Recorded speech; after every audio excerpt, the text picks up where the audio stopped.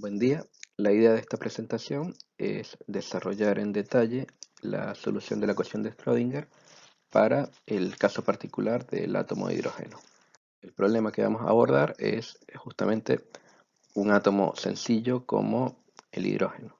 Pensemos el átomo compuesto por un núcleo con carga positiva por un solo protón y un electrón con carga negativa que lo orbita. De esto, bueno, sabemos eh, podemos de alguna forma saber la masa y las cargas tanto del protón como del electrón y la distancia a la que están separados.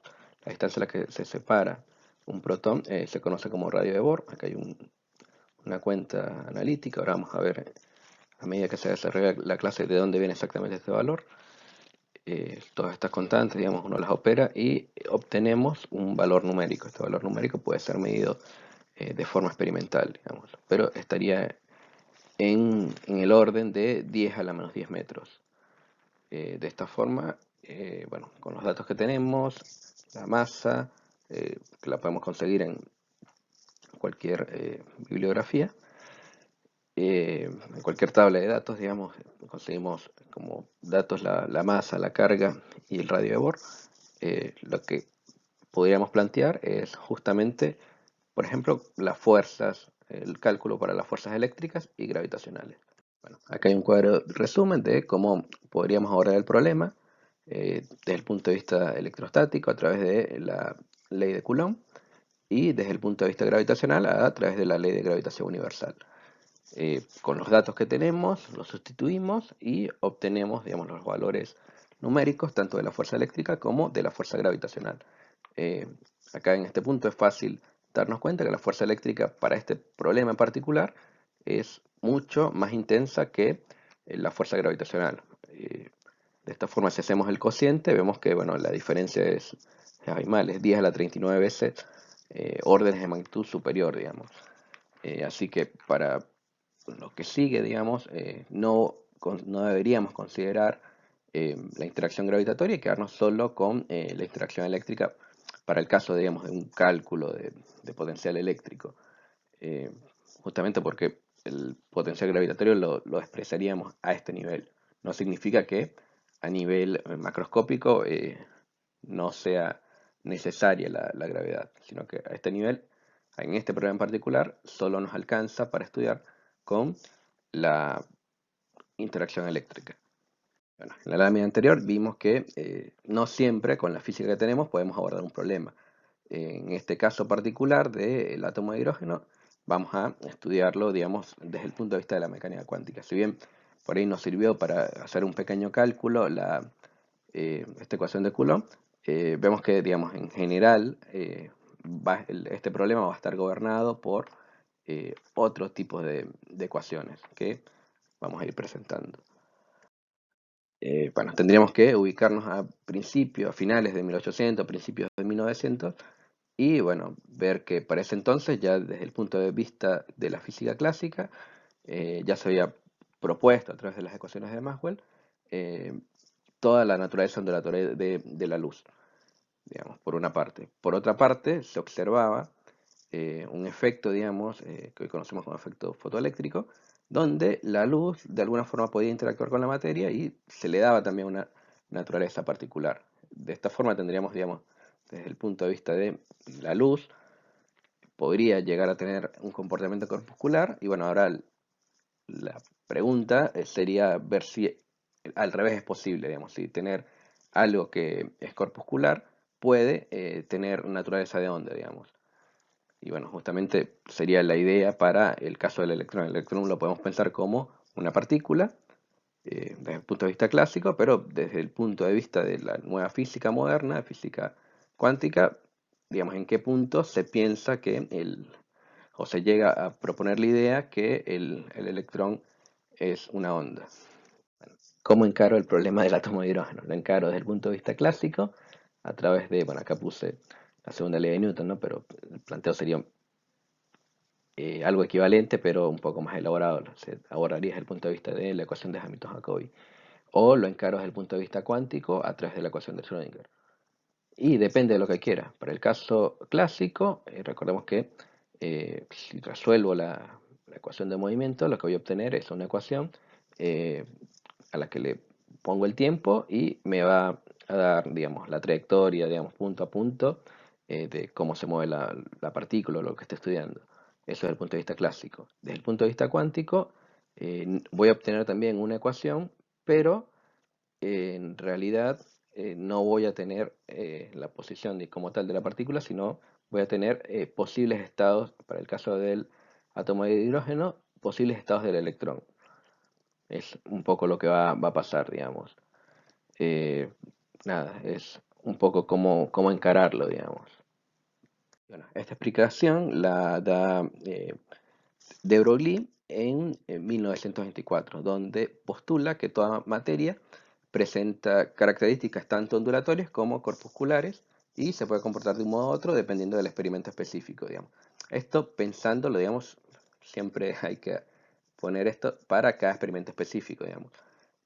Esto no es algo nuevo, esto es algo que, bueno, ya había observado Jung mucho tiempo antes, en 1801, con el famoso experimento de la doble rendija. Y bueno, hay que siempre pensar en el experimento, digamos, pensar en el contexto, digamos. Yo no puedo decir, bueno, un auto tiene masa y también tiene asociado, si aplico esta fórmula acá, una longitud de onda. No, tendríamos que ver un experimento específico, muy particular, ver las condiciones y bueno, ver si puedo aplicar esto que postuló de Broglie. Bueno, la idea más o menos era esta, digamos, habíamos visto con la luz y el efecto fotoeléctrico que, digamos, una onda se podía comportar como partícula y bueno, el siguiente paso, la siguiente vuelta de tuerca que se propone justamente con este postulado de Broglie es que una partícula podría llegar a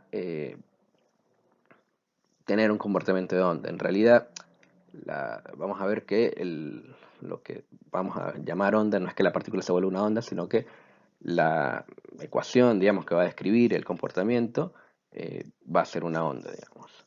Bueno, esta idea de Broglie llegó a que en 1925 Schrödinger eh, logre plantear esta ecuación que lleva su nombre, la ecuación de Schrödinger. Acá está, digamos, escrita y dice lo que significa cada término. Bueno, hay un término que tiene que ver justamente con la evolución en el tiempo, esta derivada parcial. Luego, esta phi de RT, o sea, puede depender del espacio y del tiempo, va a ser lo que vamos a llamar función de onda, que luego vamos a ver que eh, Max Born le da un significado particular, no a la función, sino al cuadrado de la función. Eh, Luego tenemos dentro de un corchete dos términos que vamos a ver que en realidad matemáticamente se dice que están operando sobre la función de onda, no es una multiplicación, sino que van a estar funcionando como operador matemático. Un término de este sumando lo podemos asociar a la energía cinética y el otro término lo podemos asociar a la energía potencial. Si uno intenta buscar de dónde viene esta ecuación de Schrödinger, muchas veces vamos a encontrar este tipo de explicaciones, digamos, este tipo de deducción, donde parten desde la ecuación de una onda plana, la derivan un par de veces en términos del tiempo y en términos de la posición, y bueno, luego, partiendo de que la energía es eh, energía cinética más el potencial, lo que hacen es, bueno, hacer unas sustituciones con estas derivadas que tenían y llegan a esta ecuación, digamos, a la ecuación que vemos abajo, la parte temporal igual a una parte que depende de la energía cinética más el potencial. Es una explicación, digamos, no explicación, una deducción bastante sencilla, en este caso unidimensional, pero por ahí no es la más, desde el punto de vista físico, le falta un montón de cosas, digamos. Matemáticamente sí llegamos a algo, eh, pero, digamos, tendríamos que en realidad salir, digamos, de una ecuación de movimiento, por ejemplo, no sé, la idea de un formalismo de Newton, de Lagrange o de Hamilton. Tendremos que venir de otra forma para que tenga un poco más de sentido físico. Acá es solamente matemática y llegamos a lo que queremos llegar, digamos. Introducimos como muy a mano, digamos, esta notación de operadores. Eh, pero funciona, digamos, en muchas partes está explicado de esta forma, así que decidí dejarlo. A modo anecdótico dejo, digamos, otras formulaciones alternativas de la mecánica clásica. Eh, Muchas veces nos quedamos con Newton, pero pensemos que Newton es de 1687. Luego vino otra alternativa, digamos, de cálculo, un poco más vista desde el cálculo variacional, que propone Lagrange en 1788, 100 años después. Acá, bueno, se plantea un funcional lagrangiano que en realidad lo que nos permite es obtener con el lagrangiano los extremos de estos funcionales y es muy potente para resolver muchos problemas que desde Newton generan alguna dificultad.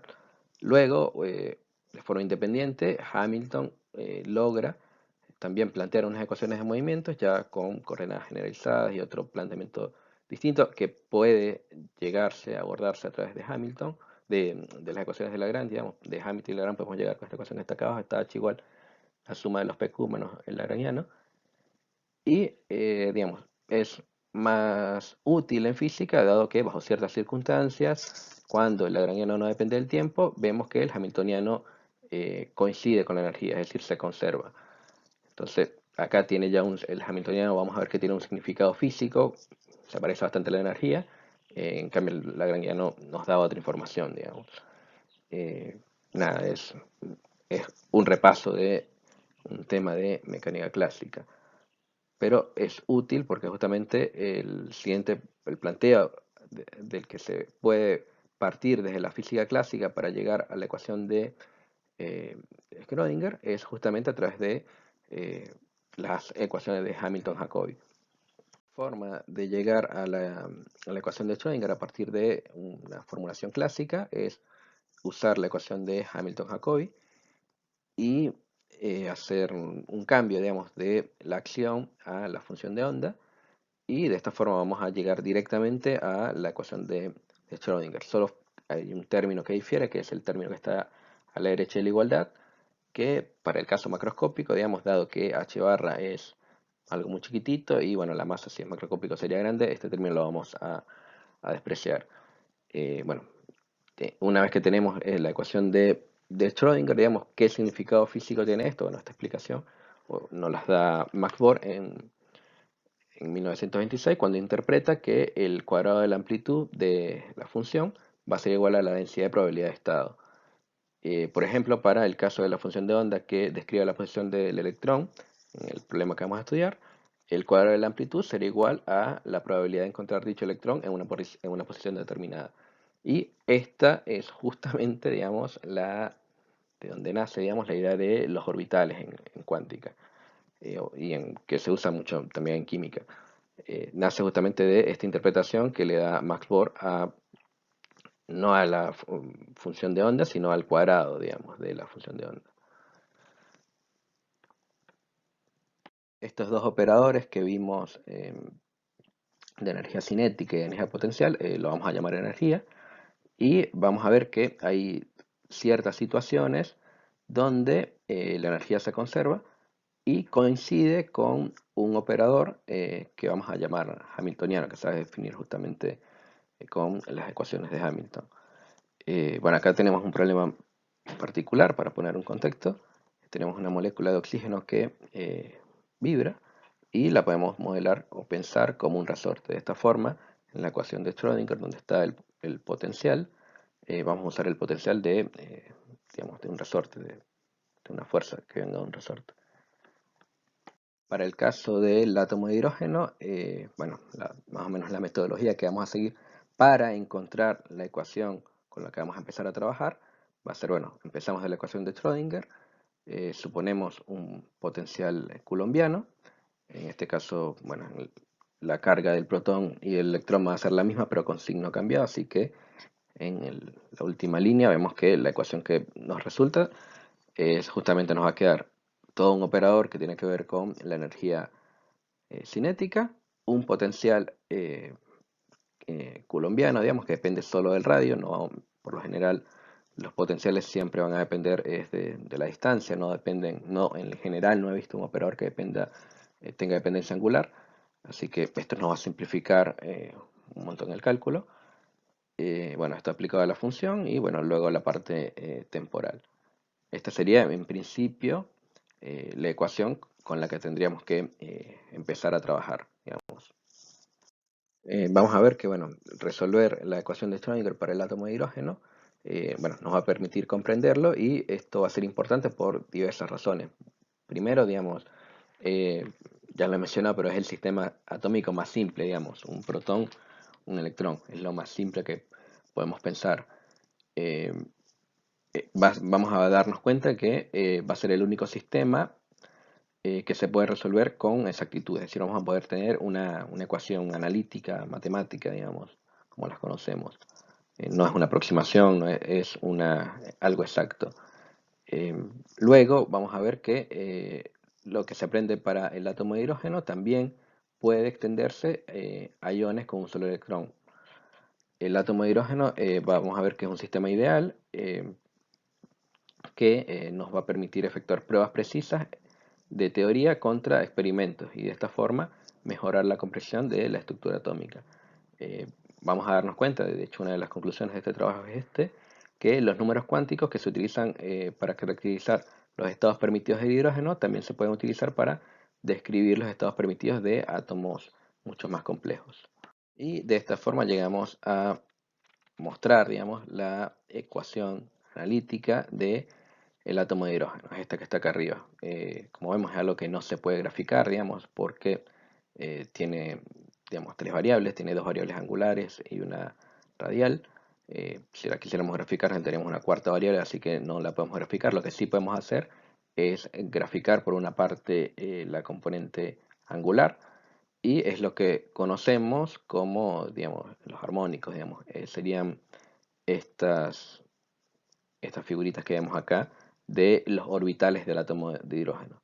Sería la posición angular donde vamos o esperamos conseguir al electrón. Fíjense que todavía faltaría eh, una componente radial que luego la vamos a ver más adelante.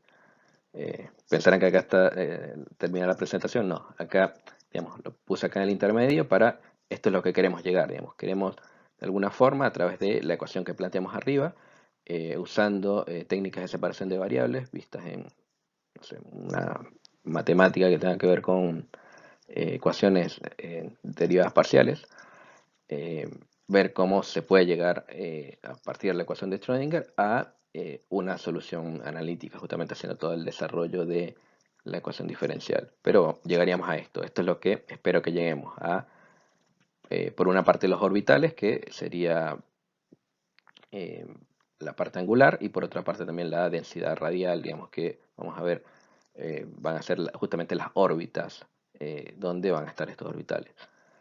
¿Qué más? Luego vamos a ver que todos estos numeritos que están acá entre paréntesis tienen algún significado físico, digamos, relacionado también con la resolución matemática de las ecuaciones diferenciales. Cada constante de separación va a ser un numerito de estos. Y bueno, ahora sí empezamos. Esta de acá en adelante es completamente una charla que había preparado para rendir una materia de mi licenciatura, Métodos Matemáticos para la Física 2. La rendí ya hace un montón, hace 11 años, en 12 de agosto del 2009. Y bueno, empiezo así, digamos. Empiezo definiendo las letritas, digamos, los símbolos. Phi va a ser la función de probabilidad, en general depende de todo, digamos, depende del radio, de los ángulos y del tiempo. La energía, vamos a ver que, bueno, le llamamos A, vamos a ver que matemáticamente va a ser la primera constante de separación. Este mu va a ser una segunda constante de separación y este lambda tercera constante de separación, que luego vamos a ver que van a ir mutando y se van a ir convirtiendo en los famosos números cuánticos. Vamos a partir de esta ecuación de Schrödinger, que ya la habíamos planteado arriba. Es en este caso va a ser unidimensional y dependencia también del tiempo. Lo primero que tenemos que hacer es hacer la separación espacial de la temporal. Para esto, bueno, proponemos una solución producto de esta forma, que podemos separar la parte espacial de la parte temporal. Hacemos un arreglo matemático, pasamos dividiendo las dos funciones y de esta forma hacemos lo que se llama separar variables, digamos. Para que esto sea igual, tendría que igualarlos a una constante. Esta constante la vamos a llamar E. Vamos a llamar E de energía. Bueno, después con un poco de álgebra lo que hacemos es reordenar la ecuación y convertirla en una ecuación diferencial que eventualmente podamos integrar. Para el caso de 4, bueno, acá tenemos la ecuación diferencial que nos queda. Para el caso de 3 es mucho más sencillo de integrar. Para el caso de 4, esta la vamos a guardar, sería la solución temporal. Vemos que queda una dependencia de la energía, digamos, la constante de separación, que bueno, luego tendríamos que determinarla a través de las condiciones de contorno. Vamos a ver que la ecuación 4 que nos queda, esta ecuación diferencial, vamos a llamarla ecuación de Schrödinger independiente del tiempo o simplemente una función de onda espacial. Vemos que todo esto lo empezamos viendo desde el punto de vista unidimensional, pero se puede extender al caso tridimensional, justamente donde estaba el caso de la energía cinética, usando el operador Nabla, digamos. Y luego el operador Nabla lo podemos extender a la geometría que queramos, digamos. Para el caso del hidrógeno nos va a ser de utilidad pensar el operador en términos de una geometría esférica. Bueno, acá está un poco definido lo que vamos a usar. El Nabla, bueno, operador Nabla. Acá está en el caso cartesiano como está definido. Bueno, el operador al cuadrado sería el laplaciano. Acá está como se vería en coordenadas cartesianas y como lo vamos a usar en las coordenadas esféricas. Acá está qué significa cada cosa, r radio, teta coordenada simultal, phi coordenada polar. Nada, haciendo todo lo que propuse, lo metemos en 4 y bueno, obtenemos 5. 5 ya es una ecuación con mucho más término, pero está escrito ya en 3 dimensiones por una parte y en coordenadas esféricas. Vemos que, bueno, acá el potencial tendremos que eh, todavía está expresado, digamos, no tenemos una ecuación escrita. Por lo general, los potenciales no he visto uno que dependa del ángulo, sino que, o de las componentes angulares, sino que por lo general, típicamente, el potencial B va a ser una función que solo depende de la distancia de origen, es decir, del radio, en este caso esférico.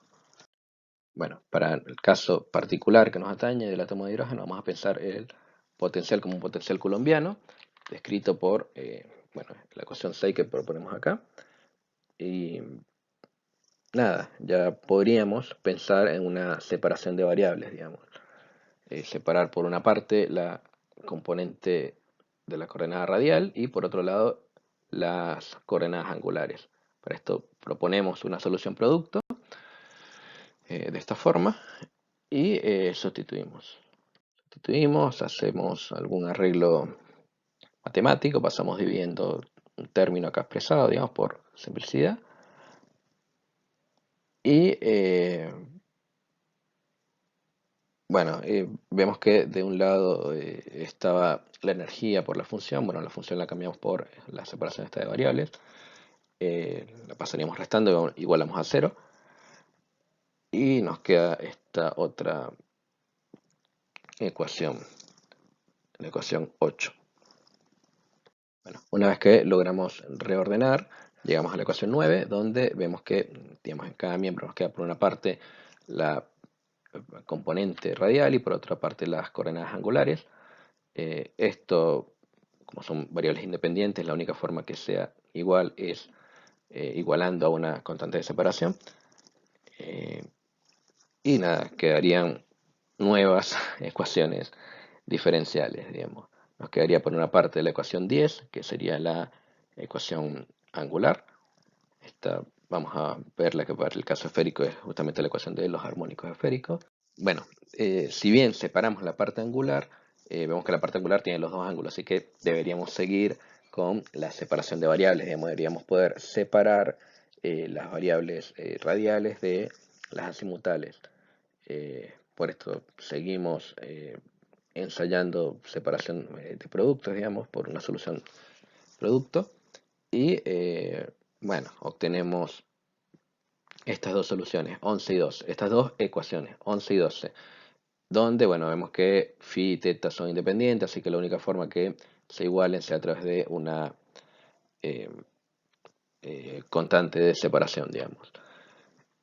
De esta forma, bueno, tenemos dos ecuaciones diferenciales eh, y habría que evaluar también las condiciones de periodicidad en la coordenada polar. Vemos que va a ser más fácil resolver 12 que 11, ¿no? Bueno, por las condiciones de periodicidad logramos encontrar el valor de la constante de separación. Así la solución va a ser, digamos, e a la i m teta para el caso de la función de teta, ¿no? En cambio, para la ecuación 11, bueno, ya conociendo que, digamos, la constante de separación que elegimos, lambda vale, raíz de lambda vale m cuadrado, lo que hacemos es, bueno, ya sustituirlo. Y bueno, acá sí es un poco más complicado, tendríamos que hacer algunos cambios de variable, cambiar x por coseno de teta, cambiar los diferenciales y bueno, llegar a otra ecuación equivalente. De esta forma, escribimos de vuelta, igualamos a 0 y eh, usamos otro cambio, digamos. Acá aprovechamos una propiedad trigonométrica, digamos, y dado el cambio de variable que habíamos hecho, obtenemos la ecuación diferencial 13. Al observar, digamos, nos damos cuenta que esta, va a ser esta ecuación va a corresponder a las funciones de Legendre asociadas o lo que conocemos como armónicos esféricos. Es decir, ya esta es una solución que está requete estudiada. Podríamos buscar la solución, que es lo que se hace en todos los libros, o podríamos proponer la solución por series de potencia y encontrarla a mano, que es lo que vamos a hacer acá, para que el ejercicio esté completo, digamos, pues si no, ya esto hay un paso que estaríamos obviando. Bueno, acá vamos a suponer una solución de series de potencia t igual a sumatorio de n x a la n, de 0 a infinito, y sustituimos en la ecuación diferencial, nos va a quedar eh, esta serie, digamos, de potencia igualadas a 0. Tendríamos que anular los coeficientes de las potencias de x y, bueno, ver si podemos llegar a alguna relación de recurrencia, ¿no? Justamente es lo que hacemos, digamos, encontramos estos coeficientes de los a sub 2, a sub 3, los a sub n, y bueno, de esta forma llegamos a una relación de recurrencia para los coeficientes de la serie, ¿no? Ahora tendríamos un problema. El problema es que con esta relación de recurrencia no podemos decir nada del radio de convergencia de la serie. La única forma de que converja es que los coeficientes en algún punto o a partir de cierto punto empiecen a anularse. Es lo que decimos que truncamos la serie. Para truncar la serie, bueno, lo que tendríamos que hacer es que el numerador se anule. Y esto lo logramos, bueno, justamente cuando esta constante de separación mu se iguala a L por L más 1. Vamos a ver que ya este mu ya resolvemos la constante de separación y nos vamos quedando con este L que va a tener un significado más adelante. Vamos a ver que es también otro número cuántico. Y bueno, el L va a ser siempre mayor o igual al módulo de M, que fue el número, es otro número cuántico. Bueno, acá ya iríamos resolviendo esta parte por series de potencia. Bueno, acá es un poco de carpintería, es tomar el valor de mu, sustituirlo en 13 y llegamos a los coeficientes de la serie. Vamos a ver que nos van a quedar dos términos o dos soluciones de la serie. Solo quedaría, bueno, evaluar cómo son estas series, digamos, si son acotadas, si divergen o qué onda. Recordemos que por el cambio de variable que habíamos hecho inicialmente del coseno por x, el módulo de x tiene que ser menor a 1. Así que esto va a ser algo que nos va a ayudar también a darle un significado físico a lo que busquemos. Justamente los dos miembros de la suma de la serie propuesta son funciones especiales. Acá las vamos a anotar como PLM y QLM. La primera, PLM, bueno, va a ser una función especial de primera especie y va a estar acotada en x igual más o menos 1. Eh, la segunda se conoce como una función especial de segunda especie, dado que inicialmente en la ecuación diferencial habíamos hecho el cambio del coseno por x, y el coseno existe entre menos 1 y 1, nos vamos a quedar con la primera función, digamos, con PML, digamos, justamente porque este polinomio va a estar acotado en más o menos 1. Eh, bueno, esto se conoce, digamos, esta solución es un polinomio de grado m y se conoce como polinomio asociado de Legendre. En muchos problemas físicos, esta ya es una solución que viene apareciendo, digamos, y se conoce como la solución a los armónicos esféricos. De esta forma, la solución de toda la parte angular va a ser esta, digamos. IML va a ser igual a una constante por esta solución exponencial que hemos encontrado para eh, el phi, por esta función especial nueva que acabamos de encontrar, digamos, PLM del coseno de teta. Ya acá, acuérdense que devolvimos el cambio, digamos. Cambiamos el x y lo volvimos al coseno. Eh, Esta constante 1 se va a calcular por la condición de normalización. Eh, Esto, bueno, hay autores divididos, digamos, hay algunos que normalizan las dos cosas juntos, digamos, o sea, normalizan la ecuación al final, otros que los normalizan de forma independiente, ya que, bueno, uno supone que la componente radial y las componentes angulares son independientes. Acá, en mi caso, normalicé de forma eh, individual. De esta forma, digamos, el cuadrado de la función de onda tiene que ser igual a 1, así que, bueno, nada, agarro este i, lo elevo al cuadrado y lo meto dentro de la integral, lo igualo a 1 y, bueno, obtengo un valor para la constante. Bueno, ya tendríamos la mitad del problema resuelto. Tenemos toda la parte angular resuelta y nos quedaría solamente la parte radial. Esperemos que sea más fácil. Una cosa de la parte anterior, ya conocemos la constante de separación. Mu es L por L más 1. Esto, bueno, volvemos a reescribir la ecuación y vemos cómo nos queda, digamos, nos queda de esta forma. Y así llegamos a 14.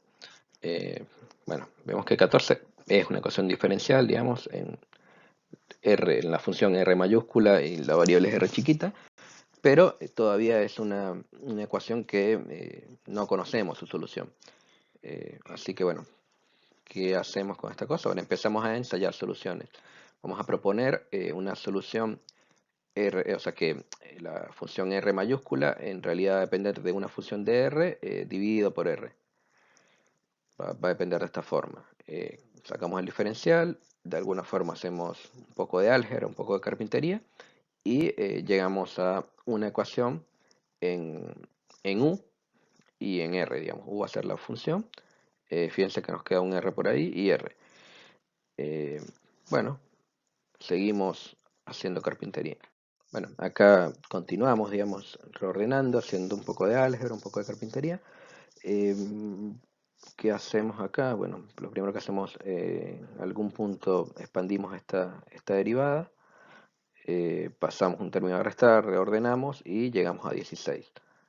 En 16 vemos que, bueno, ya nos queda por una parte una segunda derivada de r cuadrado, nos queda un término 1 entre r, nos queda un término constante y nos queda un término entre r cuadrado por la función.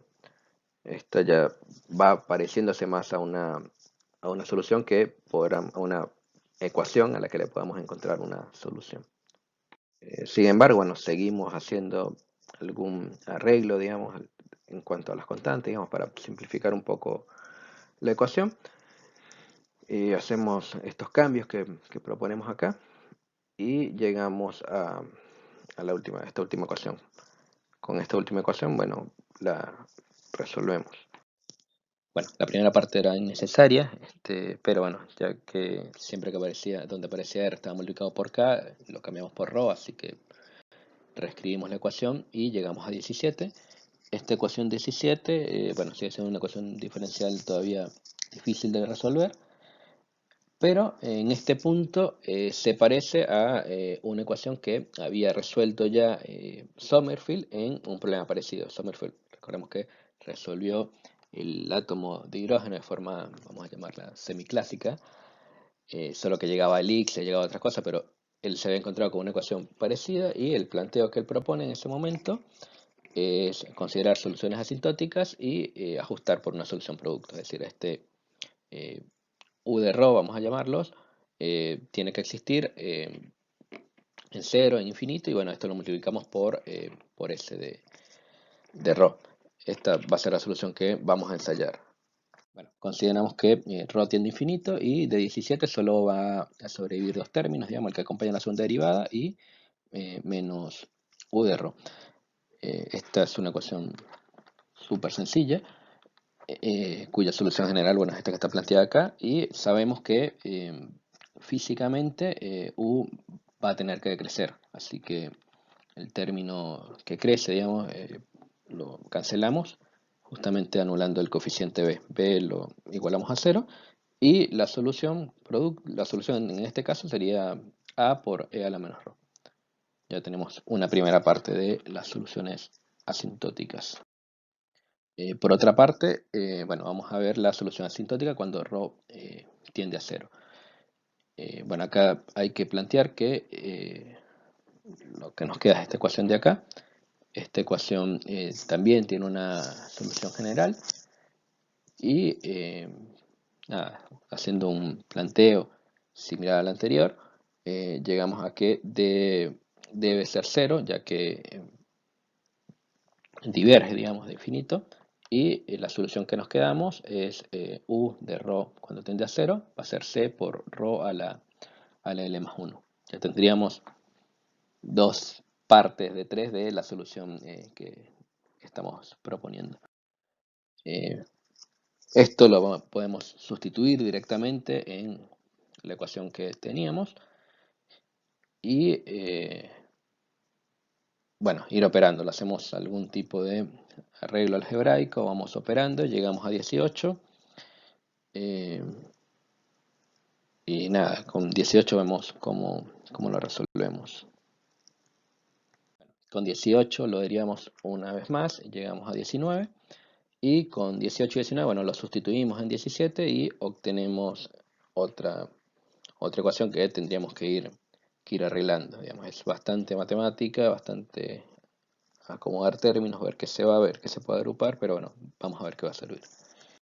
Finalmente, luego de hacer todo el arreglo algebraico, llegamos a esta ecuación 20 y bueno, vamos a saber que esta solución se tiene que satisfacer lejos de ρ igual 0 y de ρ infinito. Entonces la ecuación ordinaria en S de ρ va a ser igual a 0. Nos queda esta ecuación de acá abajo. Esta ecuación vamos a ver cómo la operamos. Bueno, cuando tenemos ecuaciones diferenciales, si no tiene solución, tenemos que proponer una solución por series de potencia. De esta forma reescribimos la ecuación en términos de una serie de potencia y llegamos a una relación de recurrencia. Con esta relación de recurrencia lo que hacemos es, bueno, ver si diverge o no diverge. Tendríamos que ver el radio de convergencia de la serie. Y bueno, vamos viendo que para J muy grande la relación de recurrencia va a quedar de esta forma. Por lo tanto, la solución de S va a converger a una exponencial. Y llegamos a esta solución. U de ρ es E a la ρ por ρ a la L más 1. Lo cual va a ser una solución que va a diverger para ρ muy grande y no estaría cumpliendo la consideración asintótica. De esta forma, tendríamos que, bueno, recurrir a truncar la serie. Para truncar la serie, bueno, tal como lo hicimos con la ecuación de Legendre, anulamos en la parte de arriba de la fracción. Llamamos n igual a j máximo más l más 1. Y de esta forma, bueno, ya vamos viendo que este n va a ser justamente el número cuántico principal. Llegamos a que ρ sub 0 va a ser 2n. Y bueno, recordamos esto que hemos planteado antes, de la energía lo hemos definido de esta forma, en algún cambio de variable que hicimos. El ρ lo hemos definido de esta forma. Bueno, vamos a ver que justamente la energía, como constante de separación, va a tomar valores discretos dados por n. Y una cosa que es bueno darse cuenta en este punto es que podemos hacer un arreglo, digamos, de estas constantes y encontrar el valor del radio de Bohr, digamos. El radio de Bohr lo habíamos mostrado al principio, acá muestro eh, de dónde sale el cálculo y bueno, vemos el valor, digamos, acá sale, digamos, directamente de estas ecuaciones que venimos planteando. De esta forma, también una conclusión importante que se mide, digamos, de forma experimental es la primera ionización del hidrógeno o la energía del estado estacionario, estado de energía más baja, bla, bla, bla. Para n igual 1 vemos que el valor es menos 13,6 electronvolt. Esto coincide justamente con el valor experimental que uno le tiene que aportar a un átomo de hidrógeno para arrancarle al electrón. Bueno, otra conclusión importante, bueno, es que no, hasta en este punto, digamos, podríamos ya empezar a predecir el espectro del hidrógeno. Bueno, recordando que la energía liberada por el fotón corresponde a esta ecuación y la longitud de onda asociada, bueno, va a estar relacionada con esta otra expresión de acá por la constante de Rydberg. Pero acá vemos que estos n de acá son justamente el número cuántico principal que viene de esta separación de variables que venimos haciendo. Bueno, ahora sí, cerrando el paréntesis y retomando la solución de la ecuación diferencial en SRO, vemos que la solución que obtenemos van a ser polinomios y estos polinomios, bueno, también son una función especial, digamos, que se conocen como polinomios asociados de Laguerre y están denotados por esta expresión. Por lo tanto, devolviendo ya los cambios, la solución radial de la ecuación va a ser RdN, bueno, esto que está acá, y la constante de normalización, al igual como hicimos con la constante de normalización anterior, va a estar dada por este. Digamos, agarramos, elevamos al cuadrado, integramos, igualamos a 1 y esto es lo que nos queda como constante 2. De esta forma, la función de probabilidad normalizada del hidrógeno va a ser esta ecuación de acá, que era justamente la que habíamos visto a mitad de la presentación, digamos, a mitad del video. Y bueno, acá hay dos constantes, digamos, que las podemos dejar como C1 o C2 o poner todo, todo esto expresado multiplicando. ¿Para qué nos sirven las ecuaciones? Sí, bueno, en un momento mencioné que tenemos tres variables, digamos, tenemos el radio y tenemos el ángulo azimutal y el ángulo radial, y no lo podríamos graficar porque teníamos cuatro dimensiones. Bueno, lo que se suele hacer en realidad es la parte angular, radial y azimutal, se grafica por una parte, y tenemos lo que conocemos como los orbitales. Y por otra parte, graficamos la parte radial, la podríamos graficar solamente la radial, o graficar el cuadrado y tenemos la densidad radial. Esto, bueno, se puede hacer con cualquier programa ya que permita hacer estas gráficas. Yo lo hice con Maple. Acá vale la pena destacar que lo que nos quedó, digamos, fue una ecuación que estaba en términos de los números cuánticos, de tres números cuánticos, de n, m y l. Estos números, bueno, tienen ciertas restricciones unos con otros y nada, uno va graficando los orbitales, que fueron los orbitales que mostramos antes. ¿Qué conclusiones llegamos de toda esta resolución? Bueno, llegamos a que la energía va a ser discreta, es decir, está cuantizada y depende de esta constante de separación que llamamos n, o de un parámetro n que va a ser justamente los niveles del orbital. La función de probabilidad va a depender de los tres parámetros de n, l y m, y los mismos se conocen como números cuánticos y quedan vinculados de esta forma. L va a estar entre 0 y n y L va a ser mayor o igual a m. Por Lo demás, digamos, cuando truncamos la serie, en la parte radial recuperamos la fórmula de Bohr, esto es un color importante, digamos, y conseguimos darnos cuenta que el radio más pequeño es el radio de Bohr, que justamente es aquel donde la energía del estado estacionario es menos 13,6 electronvolt, que es algo que se puede medir experimentalmente. Así que acá ya de alguna forma enganchamos todo el desarrollo eh, teórico de estas ecuaciones con lo experimental.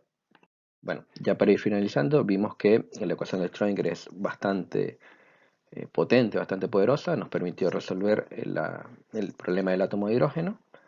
Sin embargo, bueno, hoy, 95 años después que la planteó Schrödinger, vemos que tiene algunas limitaciones que se han ido mejorando en el tiempo.